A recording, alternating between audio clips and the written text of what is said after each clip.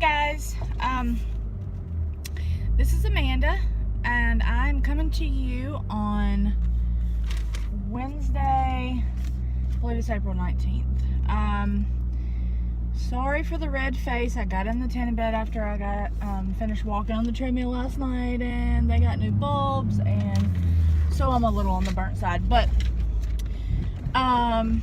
basically, I've got my notes today. I'm going to do this while I'm driving, which I don't know if that's good or not, but I'm on my way to work.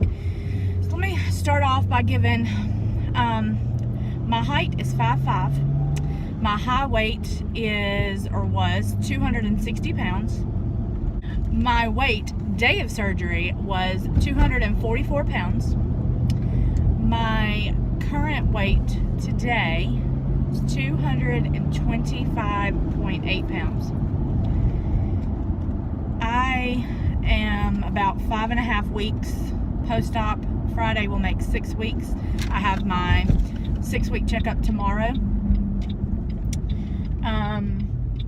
I had my surgery in Birmingham, Alabama with Dr. John Tuliadis at Grandview Medical.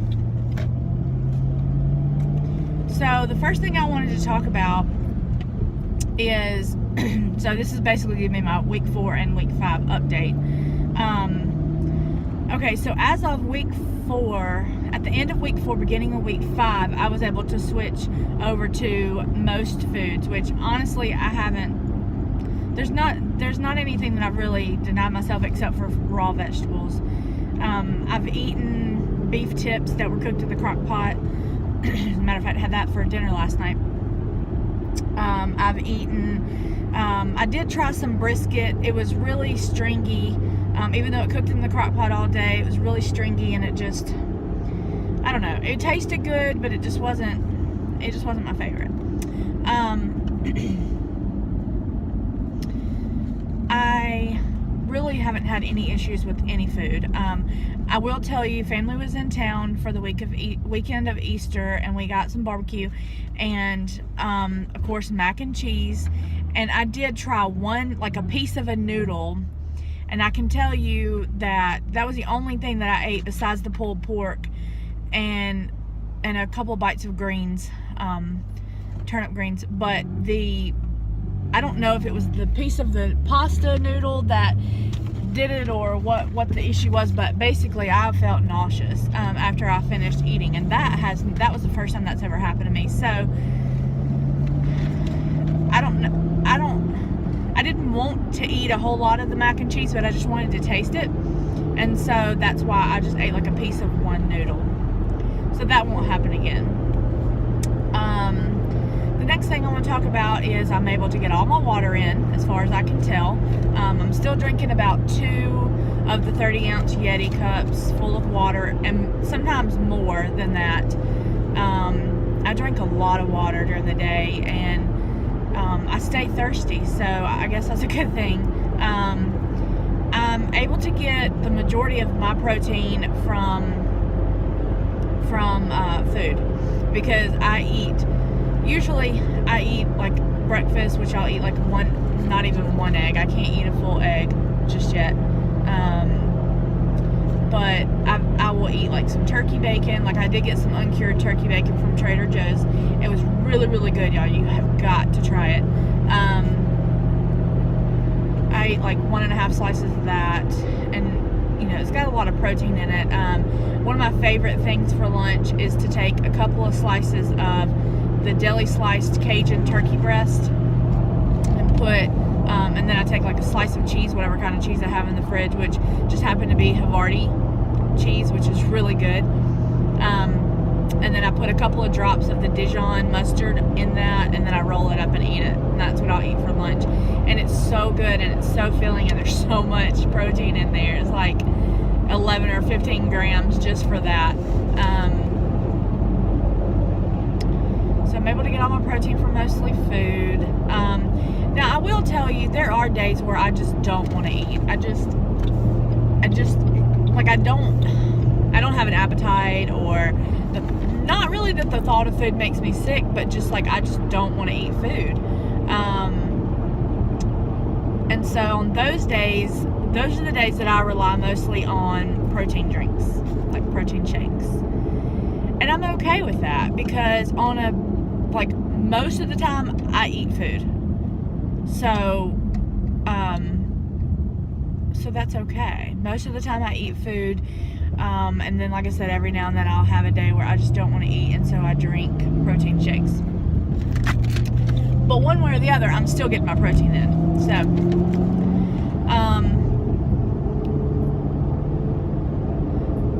I want to talk about something that has really been on my mind a lot in the past couple of weeks. I love to cook. Obviously, I didn't get fat by not eating good. So I love to cook. I love to eat. And one of the things that I've noticed is when I cook a really good meal and it tastes so good, and I'm like, oh my gosh, this is like the best thing ever, and I'm sitting there with my family and I'm eating, and then all of a sudden I hit that wall where I'm full, but I've still got food on my plate. And I think to myself, like, I just want to keep eating this. I just want to keep eating because it tastes so good. It's not because I'm hungry, because obviously I've hit that wall and I know I can't eat anymore. But I feel a little, I don't want to say depressed, but I feel a little down about not being able to finish my food.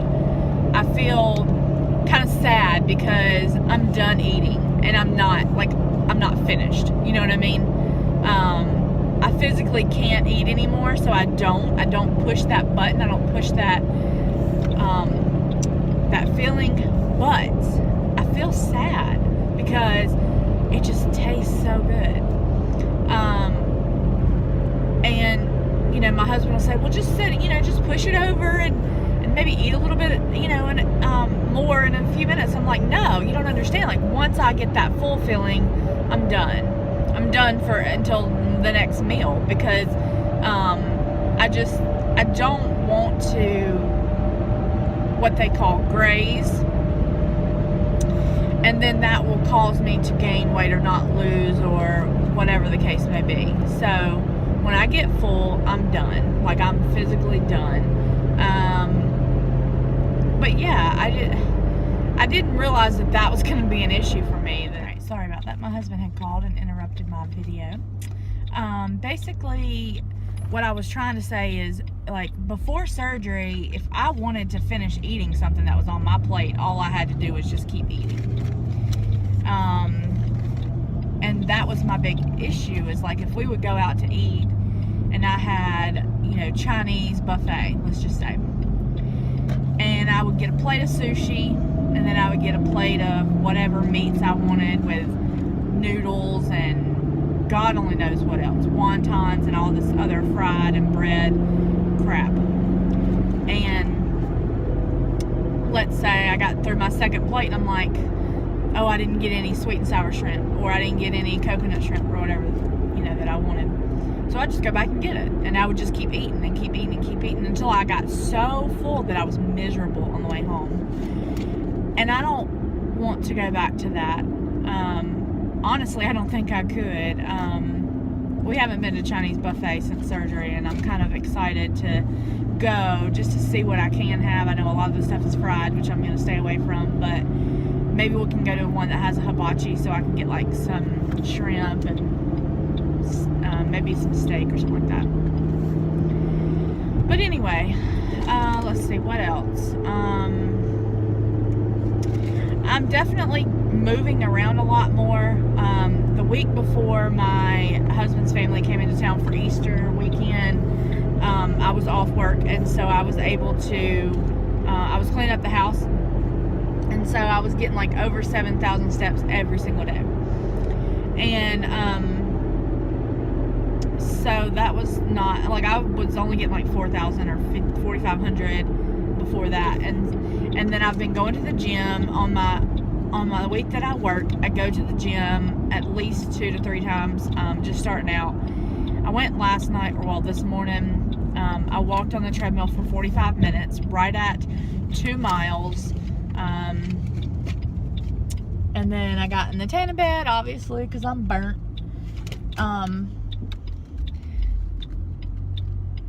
But yeah, so I'm moving more, definitely moving more.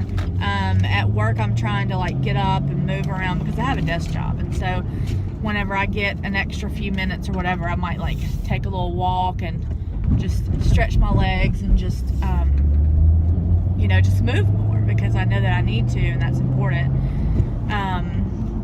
Let's see what else. My energy levels are increasing. I have more energy, like, and it's so weird to say that because before surgery, my biggest complaint was I just don't feel like doing anything. I don't feel like getting up off the bed. I had zero energy, and it was probably a lot to do with my diet as to what I was eating, and that's the reason why I felt that way. The next thing is I'm struggling sometimes to get my vitamins in. Now, when I say struggling, I mean like I forget until like 6 or 7 o'clock in the afternoon, and then I'm like, oh crap, am I going to be able to get everything in? Because I have to take 2 calcium, and then I have to take 2 multivitamins with that. But I have to wait 2 hours to take 3 little iron pills. They're all chewables. And then after I take those 3 little iron pills, I have to wait 2 more hours to take my other 2 calcium. So if I don't remember to take them before I get to work, like I haven't taken them today because I haven't eaten today. If I don't take them, then so when I get to work at 6 o'clock, I take my calcium and multivitamins. Then at 8 o'clock, I'll take my iron. And then at 10 o'clock, I can take my other 2 calcium. And that works for me. And I already double checked with my dietitian, and she said as long as you get them in within that 24 hours, I'm okay with that. She said you can space them out however you want. You can take them as close, as long as the iron and the calcium are at least 2 hours apart. So I'm okay with that. But when I'm at home, sometimes I forget to take them. You would think I would remember it more when I'm at home because I'm at home and they're right there on the table. But I don't. I still forget. And I absolutely hate taking my iron. So I think it's something like subconsciously that I'm like, oh, that iron is disgusting. I'm just not going to take that today. But I always take it. Now I have missed like my second dose of calcium because I'll wait too late in the day to take my iron. And then, it's after midnight or whatever. And so I don't worry about that second set of calcium. But again, my dietitian said, it's okay because as long as you're getting something rather than nothing, it's better than that. So let's see, I've only got like 1 or 2 more points. Okay. I wanted to tell you guys about a really delicious, great snack that I discovered. Bananas, I love fruit. Okay. I love fruit, but bananas are one of my favorites. And when I saw how many carbs are in bananas, I was so mad. I was like, are you freaking kidding me? And then the more ripe they are, the more sugar they have in them. So anyway, what I'm trying to say is the snack that I discovered is I can have my bananas, but I just can't eat like a half one or a whole one at a time. Here's the awesome thing. So what I did was I got a bag full of the sugar-free chocolate chips from Walmart. And I took like a cup of those and put them in a bowl. And then I put like a teaspoon of coconut oil in, and I stuck it in the microwave and I melted it together. And it makes a really, really, really soft chocolate.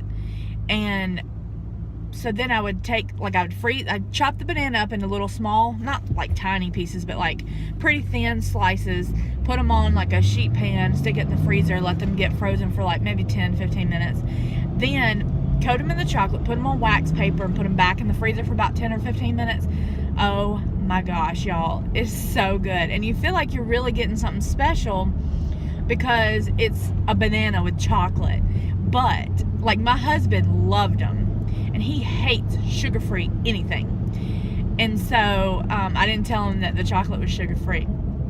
And so when he and he still doesn't know, I'm not going to tell him because I want him to continue to like them. And And for me, it's a really good snack. And all you need is like one or two, because the chocolate, even though it's sugar-free, it's so sweet. And so, to me, it kind of tastes like, you know, a little bit on the, like the dark chocolate or whatever. Dang it, I can't go that way. So it's just good. It's a great snack. And you just reach in and get one or two, so you're getting like a very small bit of banana, but you feel like you're getting a lot. And you know how when you freeze bananas, it kind of turns into like a creamy ice cream texture. So good, y'all. You've got to try it. I want to try doing a cooking video one day. Anyway, I want to do like a cooking video, maybe. I haven't decided yet if I'm going to do that or not, but I would like to. So if y'all have any ideas of things that you want me to cook, because like I said, I love to cook, I will definitely always cook. But the thing is, I got to figure out how to use that tripod that I got, so that I can figure out how to set it up, and that way I can cook and y'all can see it. So anyway, I am at work now, and I am about to be pulling in and going in really quick because I'm a couple minutes late, but oh well. So I will talk to you guys next time. Thanks for watching. Bye.